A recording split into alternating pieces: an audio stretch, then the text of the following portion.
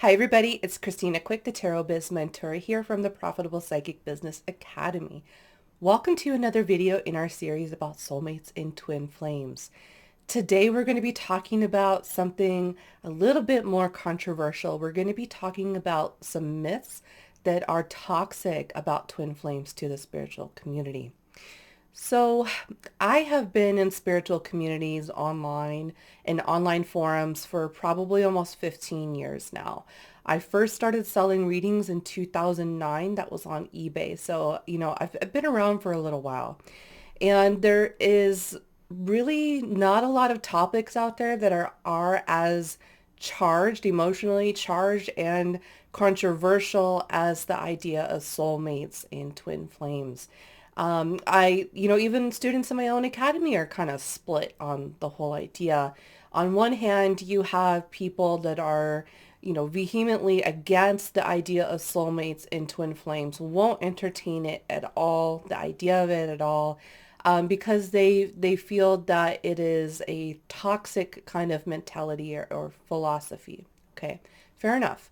And then we have people on the other side who are passionately encouraging people to seek out soulmate and twin flame relationships as part of their spiritual journey.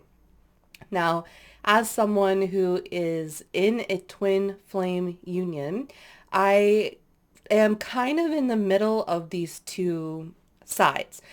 And I think that that's a really healthy place to be. It would be, I think, irresponsible to completely ignore some of the toxic parts of the ideas of soulmates and twin flames. Um, on the other hand, they aren't toxic enough where it should prevent you, if you feel in your heart of hearts that a twin flame relationship is for you, that it shouldn't prevent you from seeking one out.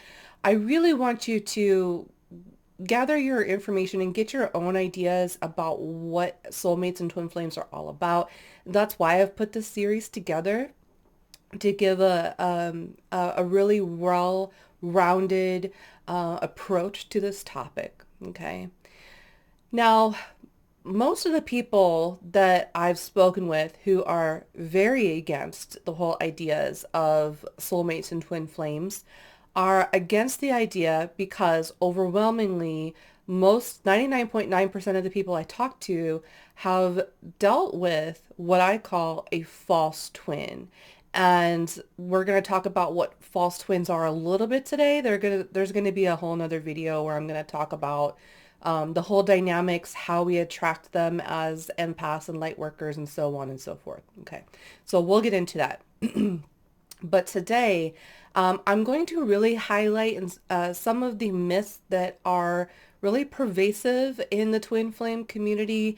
And I really want everyone to understand that the most important thing when dealing with the twin flame theory is that if there are toxic components to it, these are not perpetuated by twin flames. They are perpetuated by dark twins or false twins, as you might also hear me call them. I'll call them either dark twins or false twins, okay?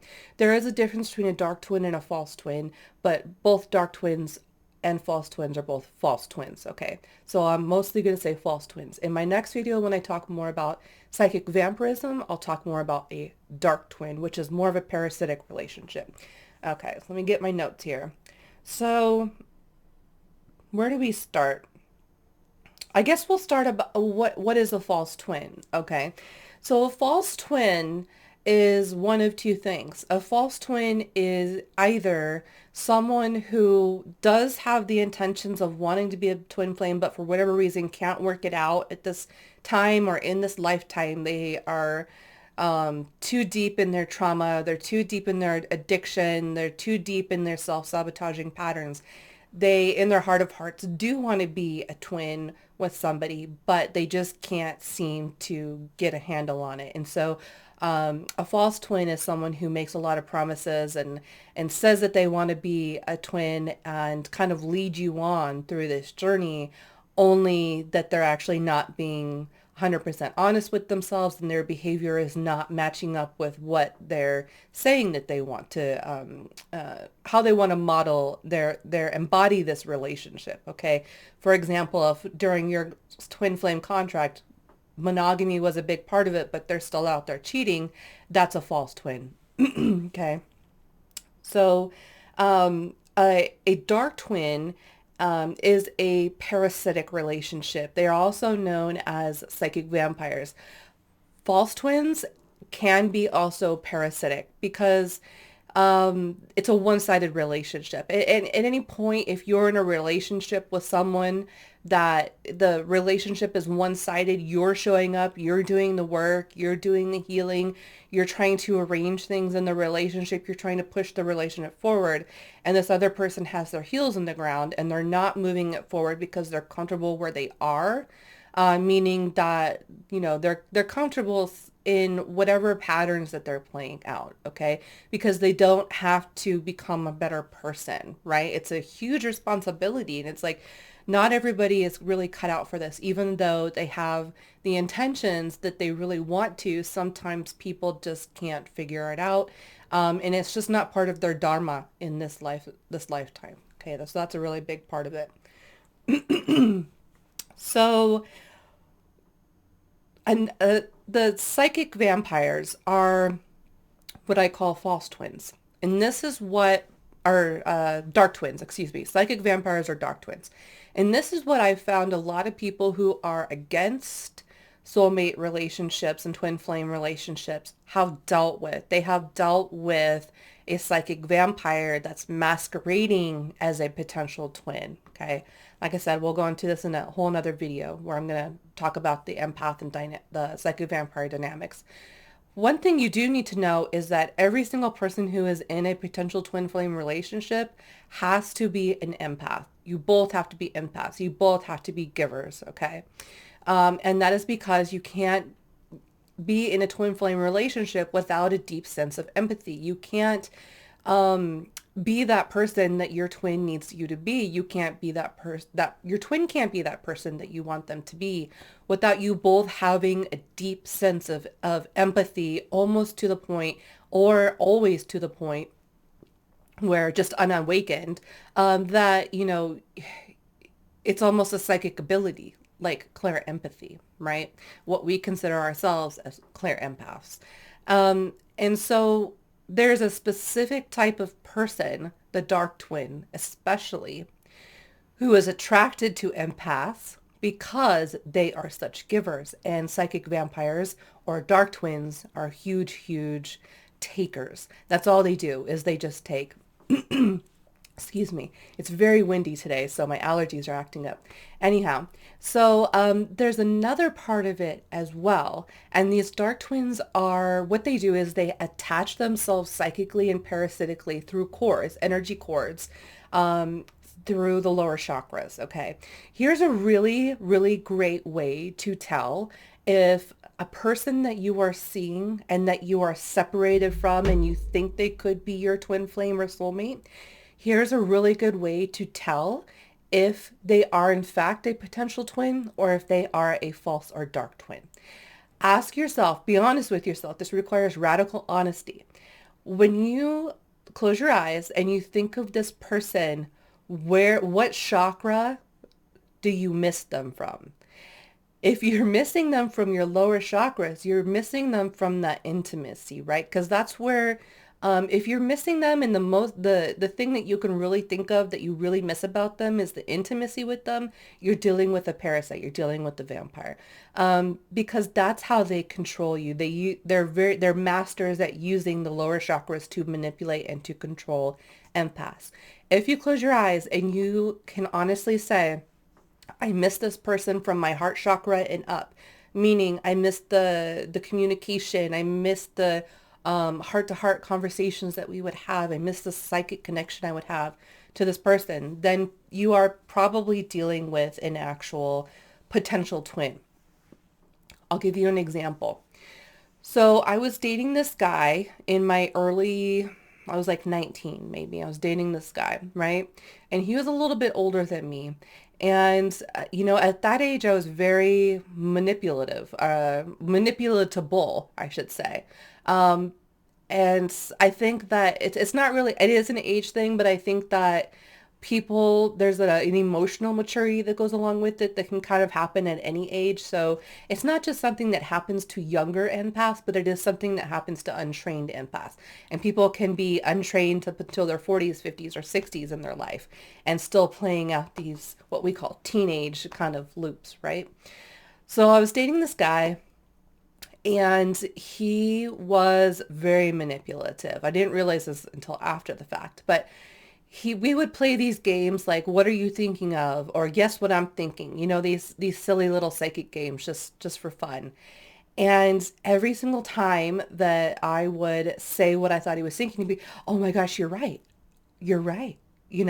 They use your good intentions. They use your psychic abilities, your empathy, to kind of control you. And there's an even more insidious kind of one that's out there that actually knows occultism and uses magic, darker magics, and even manipulating signs and stuff like that. We'll get into that in the next video, but it is out there.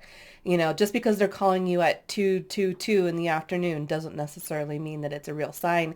And we'll talk about like how you can trust certain signs, right?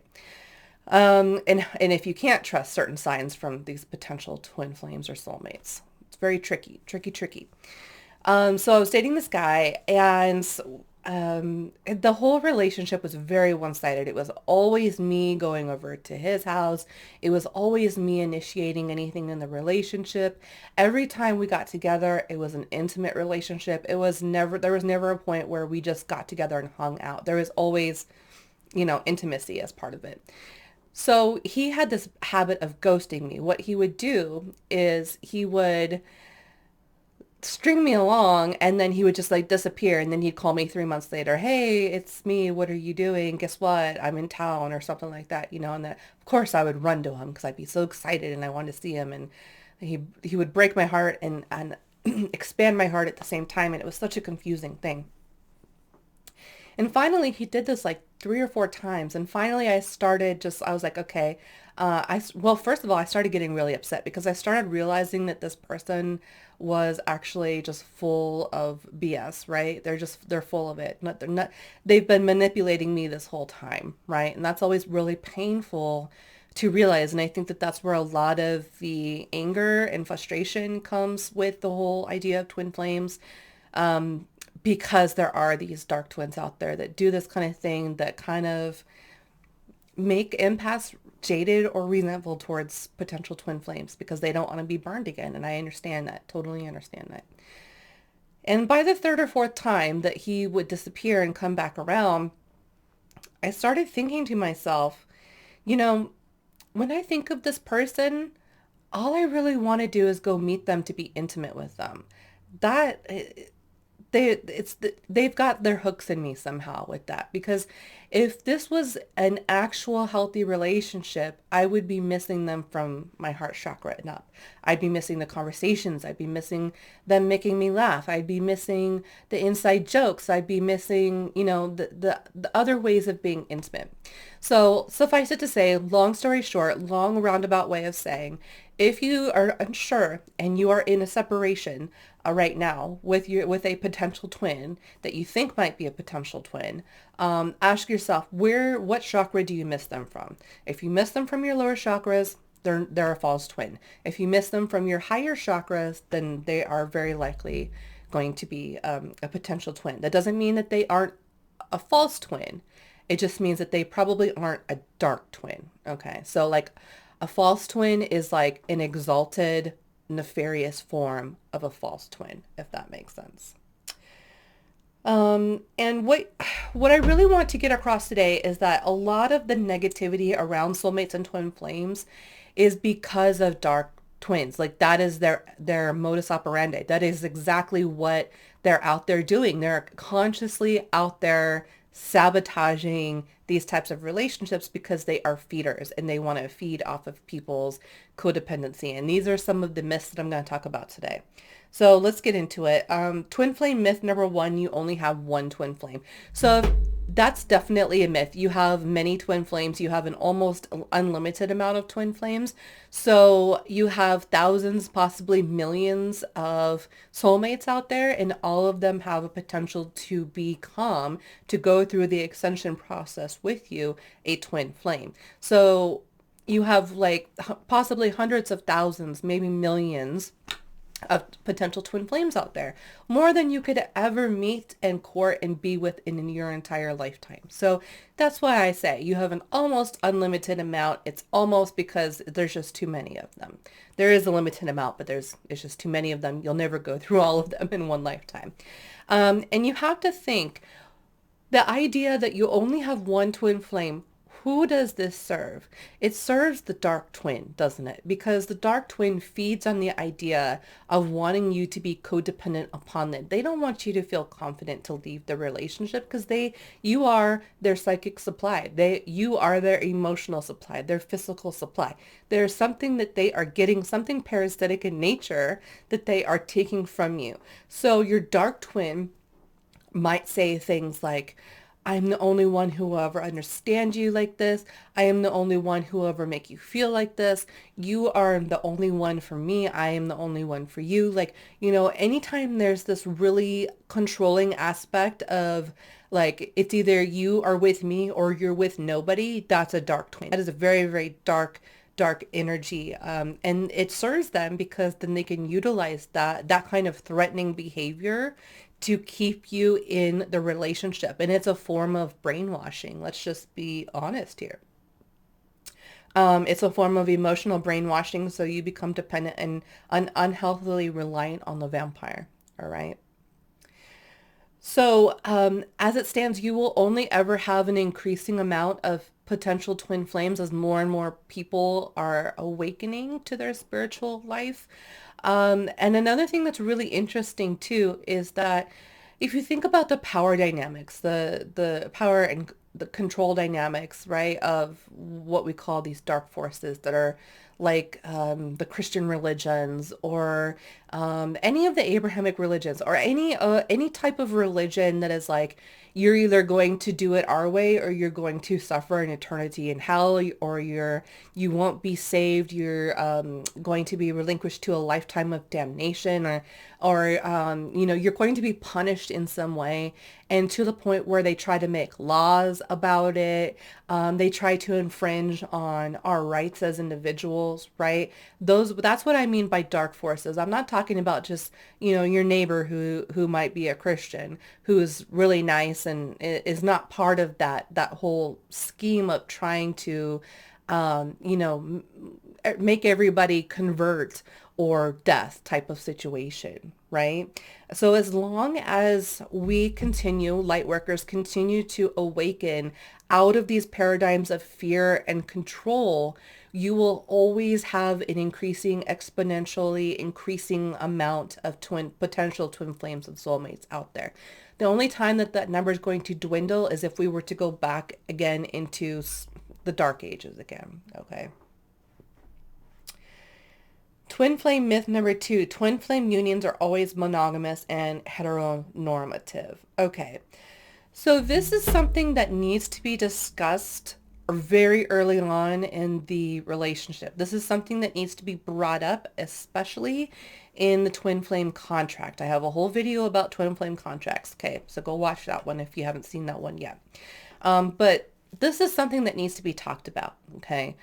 If you are, in your heart of hearts, you know that monogamy is not for you, that you are a polyamorous person, then if you are dealing with a potential twin flame that was, say, monogamous and demanded that you were monogamous and not able to live out being, not able to embody that polyamory lifestyle that you want to, that would be a false twin. And vice versa. If you came to a relationship and you wanted monogamy, but the other person wanted an open relationship where they could see other people, then you would both be false twins for one another. Okay. So that's a little bit different than, say, you are both monogamous in the beginning, and through conversations, you both decide to open up the relationship and become polyamorous and add another soulmate or add another twin. That would be a natural progression of a healthy relationship. And the other side of that, if you were polyamorous to start and you both decided you wanted to be monogamous, that would be okay too. Now, that doesn't mean that you guys can't part ways, even in that process, okay? So if you decide you want to be monogamous and you started out as a polyamorous relationship and the other twin doesn't want to go that route, then you guys will cease to be each other's twins if you can't, figure how that's going to work out. So, twin flames, as always being monogamous and always being heteronormative, that is false. Twin flame unions can also be LGBTQTIA plus. They can be gay unions, there can be bisexual unions, there can be pansexual unions, there can be asexual unions, okay? So when we are dealing with twin flame unions, we're dealing with the soul of a person. We're not really dealing, what you're going to find in twin flame relationships is that the physicality and the physical intimacy is kind of on the bottom rung of the ladder when it comes to relationships because they are spirit soul-led relationships first and foremost. Okay. And it can also mean that a psychic vampire would attempt to control that relationship by insisting on a specific lifestyle within the relationship that is not agreed on. So if at any point you guys are like fighting about this and it's turning to a really negative place and you feel like this person is trying to control you, or if you're trying to control someone else, that's a false twin situation. Okay. So twin flame unions can be poly, they can be monogamous, they can be heteronormative, they can be LGBT. Okay. They can be anything. Twin flame myth number 3, you aren't a complete person without a twin flame. So that's a really insidious myth as well, because not every single person who is going to live a spiritual life is going to want to seek out a twin flame relationship. I'm sure there's many of you that are listening right now that are listening to this for your clients, right? And to learn more about the dynamics for your clients. But you yourself would think, I would never want to be in that type of relationship.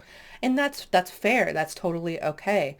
And it kind of perpetrates this myth that if you don't find a twin flame, then you're not a complete person, and it's just simply not true. You are a whole complete person.